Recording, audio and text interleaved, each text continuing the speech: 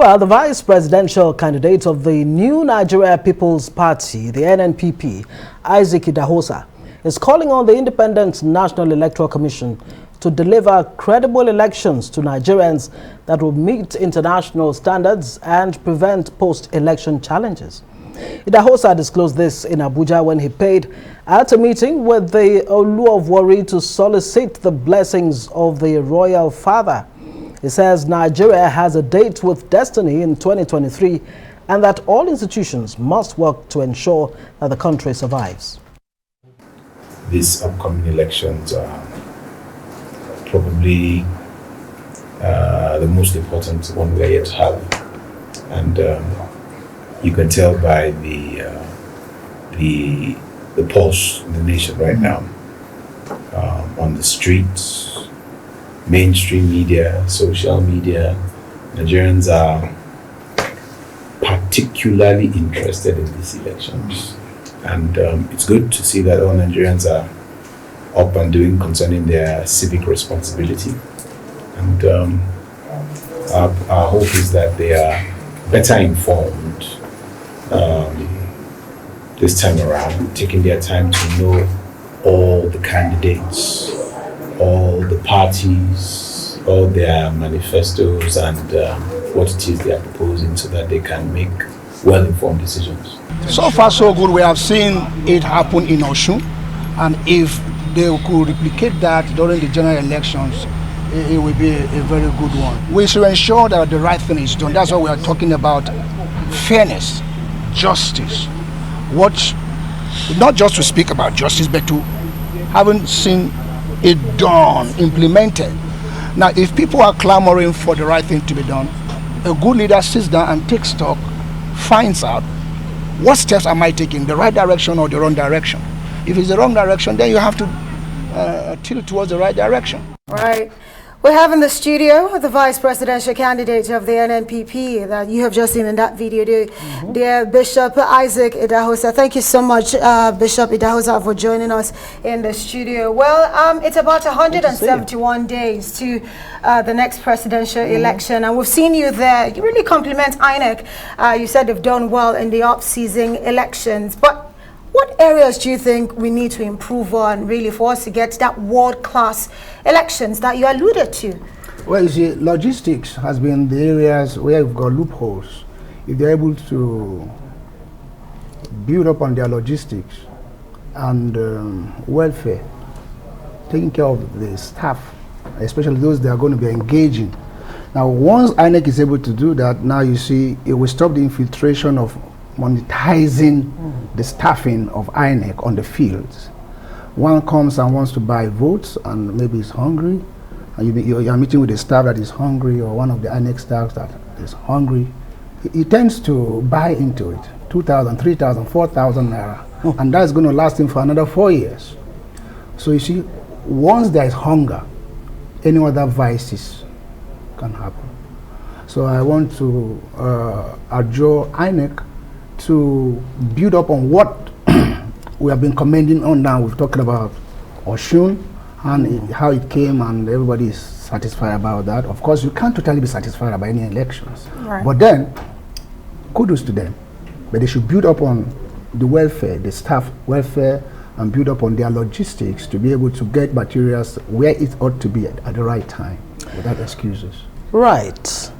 From the pulpit to politics, from Bishop to His Excellency, if you do become Vice President in 2023, your candidacy, your pick as the Vice Presidential candidate by Kwankwaso actually came as a surprise to many Nigerians, including yours faithfully. But the question is, what exactly has prepared you for this onerous task that you're about to take on in 2023 if you do get to win at the ballot? Because for me to have been pastoring for 33 years, you preach by inspiration, but human management has to be, you've got to have something upstairs, you have to have wherewithal to be able to pastor a people from different angles of life and sections of life. You have the doctors, you have the literates, illiterates, you have even the politicians. We pastor them. And for 33 years and counting, doing this successfully by grace must have to be that we've got something, especially how to manage human beings, how to improve lives, how to see about the transformation of lives. And so that we've been doing, and we're going to provide same solution nationally. It's going to be a wider platform to ensuring, one, there is the God factor to heal the nations. Except the Lord builds, those that build in vain. Except the Lord watches over. So when you do everything minus God, then it amounts nothing. But it takes more, you would agree, it takes more than the 33-year experience at the pulpit to actually, you know, as vice president, you're going to be leading the economic team. That means a whole lot is actually going to be on your shoulders.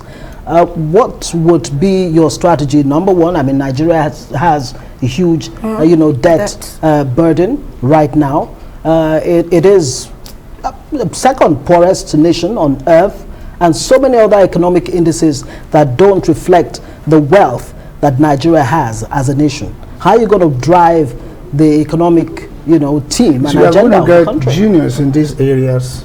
We're going to get, like what Obasanjo did, brought people like the Okonjo Whalers and those who really are versatile in the areas of economy to come share their wealth of experiences. And we're going to have signages of minds and ensure that the atmosphere for that is in place to build upon not just our productions, but productivity. You know, these things have been impaired.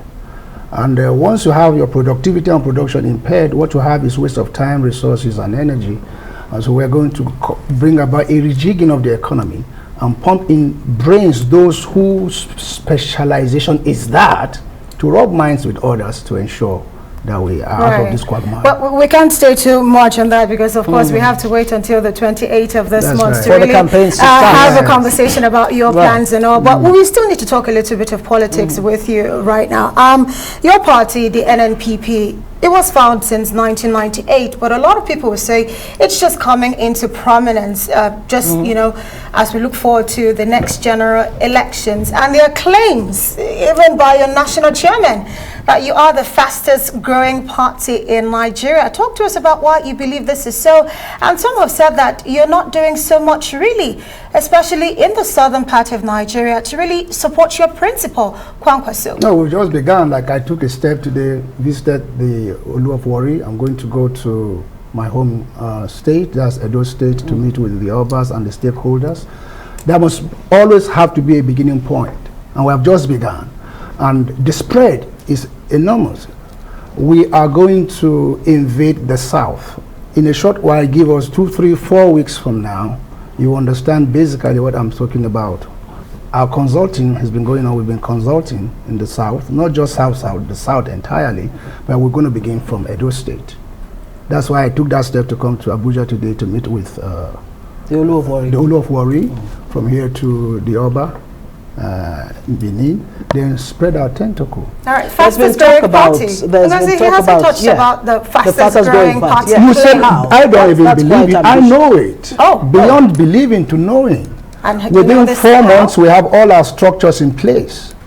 You can't believe, better believe it. Well, you're yet to inaugurate your campaign council. Yes, speaking of structures now. Notwithstanding, not inaugurating, it doesn't stop us from doing what we are doing today.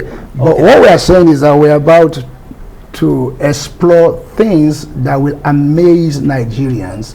That, yes, 4 months. No, it's been there for 2021 years old, but until when my principal, His Excellency Rabbi Musa Konso, came on board, he rejigged it and brought life into it. And people are buying into it from all the nook and crannies in Nigeria, and even beyond. All right, we'll have to leave it there. Wish we had time. Bishop Issac Idahosa. Are you still referred to as Bishop right now? Yeah. That's, I would always be, because that's a divine call.